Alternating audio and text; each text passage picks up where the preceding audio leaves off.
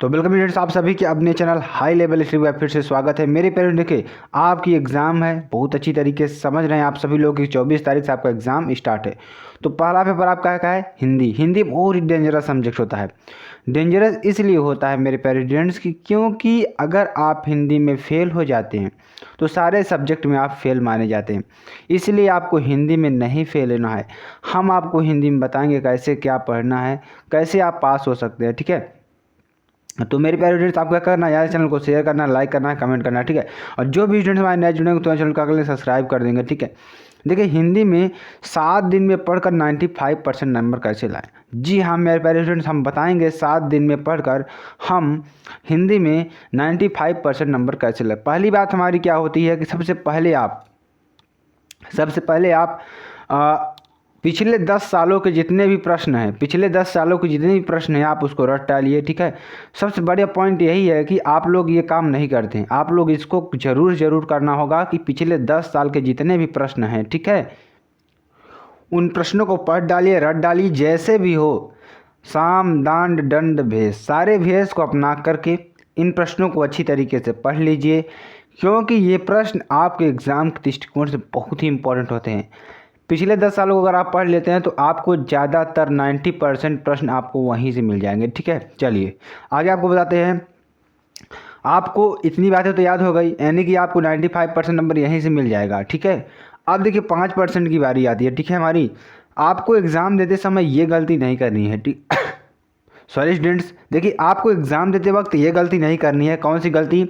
आपको शांत मन से एग्ज़ाम देना है। आपको माइंड पर कोई प्रेशर नहीं देना है कि हाँ मेरा हिंदी का पेपर है, बहुत ख़राब हो जाएगा। ऐसा आपको बिल्कुल दिमाग में लाना ही नहीं है, क्योंकि अगर आप शांत मन से एग्ज़ाम देते हैं तो आपको अच्छी तरीके से पता होगा कि और अच्छी तरीके से आपका एग्ज़ाम क्लियर होगा। तो ये चीज़ें आपको ध्यान देनी है कि आपको माइंड पर कोई प्रेशर नहीं लेना है, आपको हमेशा शांत माइंड रहना है। ठीक है, अब देखिए जो आपको क्वेश्चन पेपर मिलेगा, क्वेश्चन पेपर को 2 बार जरूर पढ़ें। उस क्वेश्चन पेपर को आपको 2 बार जरूर पढ़ना है। क्योंकि वहाँ पर आपको 15 मिनट इसीलिए दिया जाता है कि आप वो क्वेश्चन पेपर पढ़ें। ठीक है, अब देखिए तीसरा पॉइंट क्या है कि राइटिंग और क्वेश्चंस को सीरियल से अटेम्प्ट करने की कोशिश करें।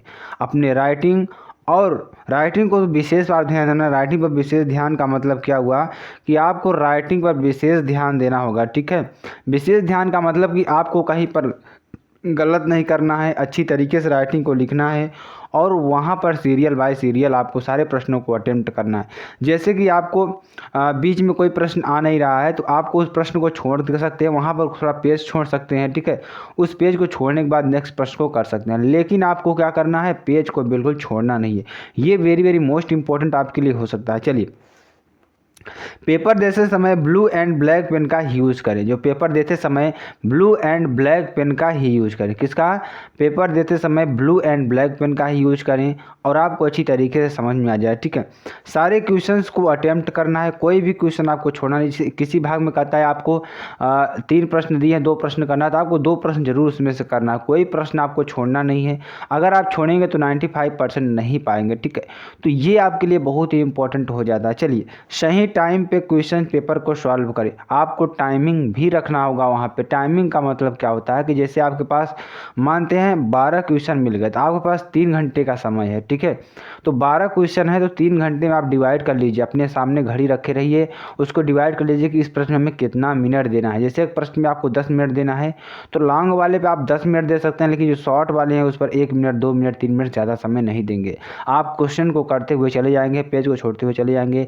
जैसे ही लास्ट में आप सोचेंगे कि सारे प्रश्न कर चुके हैं तो आपको क्या करना होगा, पुनः शुरू से आ जाना है। अब देखिए जितने प्रश्नों को आपने छोड़ा है उसमें आपको कुछ जब ऐसा लगेगा, आप जब सारे प्रश्नों को सॉल्व कर लेंगे तो कुछ ना कुछ माइंड में आपका आएगा ही।